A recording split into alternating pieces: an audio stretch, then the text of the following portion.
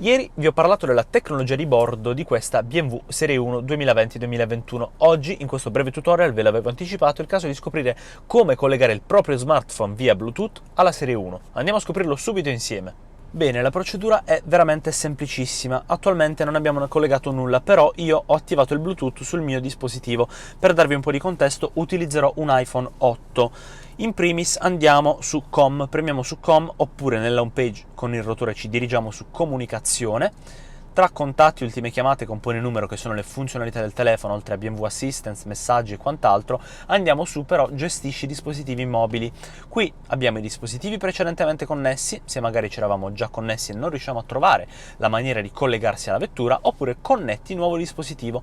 Ci dà l'indicazione con telefono, audio Bluetooth, Apple CarPlay o app. Io vi consiglio Apple CarPlay, ma comunque la procedura è la stessa.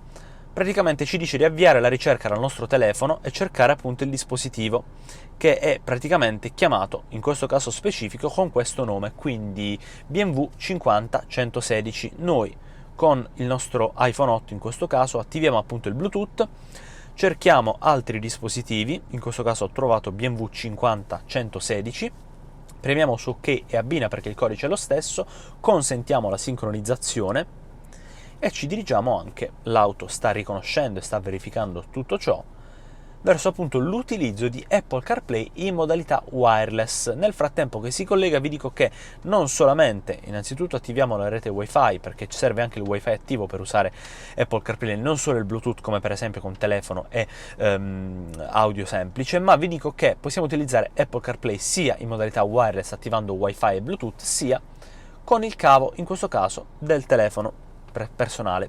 Come vedete ci siamo collegati con Apple CarPlay, andiamo alla home di Apple CarPlay nella visualizzazione standard, in questo caso abbiamo anche lo split screen, magari lo togliamo, così visualizziamo al completo Apple CarPlay del mio dispositivo WeDrive Carlo, e appunto questa è la visualizzazione con il nome del dispositivo e la visualizzazione di tutte quante le finestre disponibili. Una procedura veramente tanto semplice, come vi avevo anticipato, e vi ricordo di commentare qui sotto se questo video vi è tornato utile o se avete altre domande, lasciarci un like se il video in generale vi è piaciuto, iscrivervi al nostro canale se vi andrà per restare aggiornati con tutti i nostri prossimi contenuti, come cliccando sul campanello per ricevere le notifiche ogni qualvolta caricheremo un video o un post. Inoltre seguiteci sul nostro sito e su tutte le piattaforme social che vi vengono in mente, perché abbiamo invaso internet digitando wedrive.tv.